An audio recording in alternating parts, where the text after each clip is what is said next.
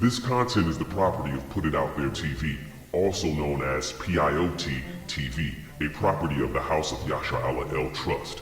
If you are viewing and or listening to this content on a non-p.i.o.t TV branded platform, then we kindly ask that you stop and flag this content for copyright infringement. Thank you. In certain Moorish cultures, this is what Moors have to understand. That's why I keep trying to tell Moors, you got to get into studying that Bible. Noble Drew Ali didn't tell you to keep it for nothing. You have to see that there's no European culture in there probably until you get into the New Testament. When you're actually reading the Old Testament of the scriptures, what you're getting is Moorish culture. And in certain Moorish cultures, what happens is when a man was so well off, he would have his wife, and his wife would have what was called life assistants, what we would say modernly, or maid servants, and she couldn't bear children for him, but she wanted heirs to give to her husband. Then she would give her maid servant to her husband in order for him to bear seed through her, but the seed would be considered her children. It would be considered building up her house. Another example of that is with Abraham and Ishmael. What happened? Abraham's wife Sarah couldn't bear seed, so she was like, I'm going to give you my maid servant Hagar, which is Hagar spoke about what in the Circle 7. Y'all gonna make me read all these books. Don't play. That's what I'm saying. Don't make me play, because I'm in the mood today. Hagar is talked about in the Circle 7 Quran. It's just as simple as that. So that was showing you that's Moorish culture. She didn't make it there on accident. Hagar is not talked about in the Circle 7 Quran an accident. She has a genealogy that goes back to the Torah. You see what I'm saying? So,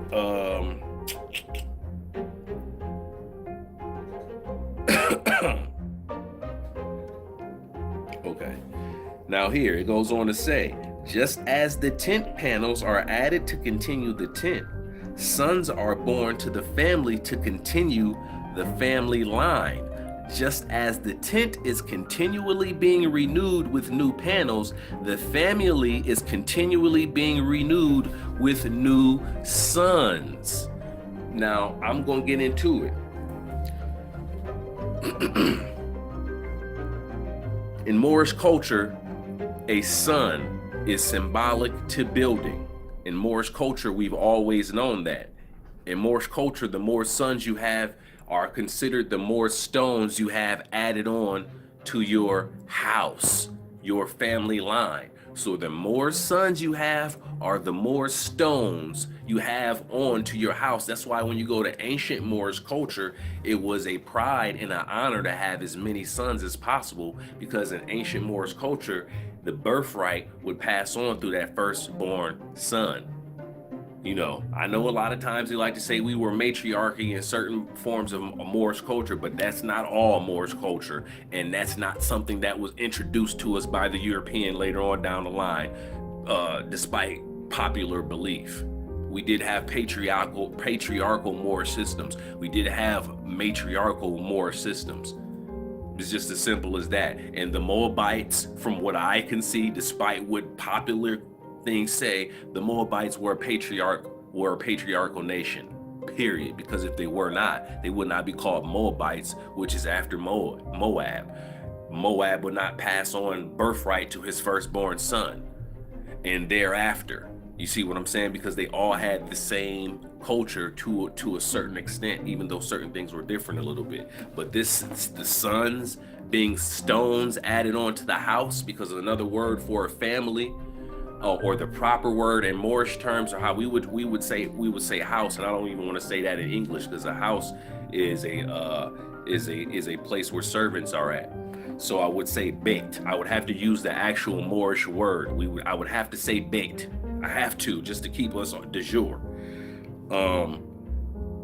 But yeah, so let's go on. So again, so we can see, starting off, we see that a son here in the lexicon is to build. Then it goes on to say tent panel. Then it goes on to say intelligence, ben, right? Then it goes on down here to say tent panel. Tent panel. Again, there are many similarities between building a tent out of goat hair panels and the building of a house out of sons. The idea of building a house with sons can be seen in Genesis 30, verse 3, and we've already went over that.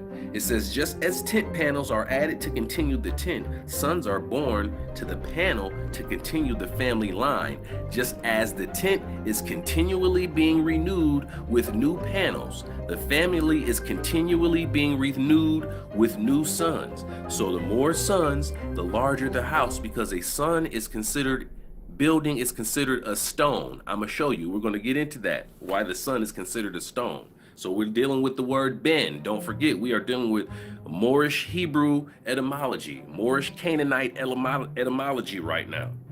Okay, then it goes on. See, it never even said the word son yet. Then it goes on to the third definition of the word ben. It says son, one who continues the family line. Hebrew and Aramaic transforms to bar when used in the possessive. Then it goes on to say in the King James, the word ben has been translated to son, children, old, first man, young, stranger, people. Then it goes on to the word, you have bent or you have banath. It says daughter. You see, so they're using the same word and they're adding a suffix on at the end to let you know that it's the female. So for instance, in Spanish, you have muchacho for a boy, and then you have muchacha for a girl. In Hebrew, you have ben and you have bent, B-N-T, bent, or it's banath, depending on the dialect. So banath, you go from ben for son to banath or bent for daughter. It says which daughter is also a village that resides outside of the city walls as the daughter of the city. So do you see here how our cities manifested, brothers and sisters? Building. What is masonry about? Building up imperfected man and making him better, right? What is the son about in Moorish culture? Ben. Building. What is the daughter? A village that resides outside of the city walls as the daughter of the city, or the daughter city, right? You ever heard the term sister city, daughter city, motherland, fatherland? Like that's all Moorish. Those are all Moorish. Culturally, those terms come from us. So again, it says daughter, also a village, somewhere that has to be built, that resides outside of the city walls that have to be built as the daughter of the city. Then it goes on to says bat, daughter. Then it goes on to say teben, straw. Okay, so teben, there goes that etymology with that Moorish Hebrew. So the word ben has been made a suffix. So teben is straw, or taban, or thaban, theben, depending on the dialect. And I know I got some Hebrew Israelite brothers that watch this. Shalom to y'all. So I want to make sure that I'm hitting everybody. So straw for teben is used for what? It says here, when more permanent structures, there you go, building again, were built, they were constructed of stones and bricks made of clay and straw, replacing the tent panels as the main component of construction, building up for dwellings. So again, I ask you, what is masonry? Masonry is a building. All they did was took the principles for building quality buildings and temples and things like that, and they applied it to spiritual teachings to build up imperfect man, to make him perfect, or to make him a good man better.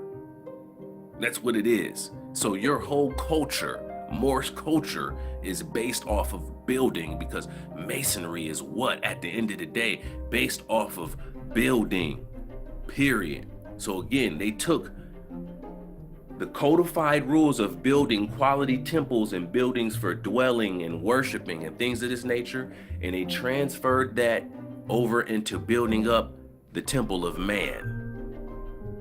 That's what masonry is, building up the temple of man. So for all you spooky dooky people out there who do no study and just sit on YouTube all day and watch all these videos where these dudes hit you with this stuff about Freemasonry and devil worshiping, they're tricking you away from your own culture. Period. I appreciate it. I got 4 likes out there. Thank y'all for those likes out there. They're tricking you. It's just as simple as that. They are tricking you.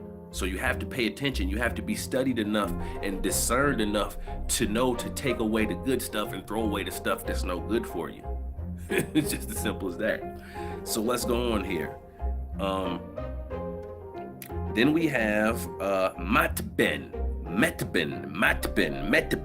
straw. Again, when more permanent structures were built, they were constructed of stones and bricks made of clay and straw, replacing the tent panels as the main Okay, so we already read that.